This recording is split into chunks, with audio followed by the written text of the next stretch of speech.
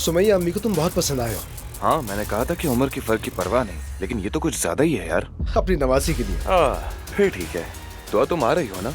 नहीं, अनफॉर्चुनेटली मैं नहीं आ सकूंगी। अरे प्लीज, अब ऐसा तो मत कहो। मुझे उम्मीद है आप एंजॉय करेंगे। कैसे बताऊं, नायला को नहीं, तुम्हें जानना चाहता हूँ मैं। मैंने कुछ मिस तो नहीं किया ना? नहीं यार, को पायलट बनोगे मेरे?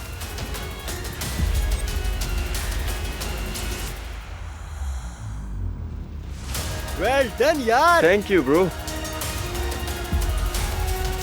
अजलान जल्दी हो, जल्दी। इसे क्या हो गया है? नशे में लग रही है।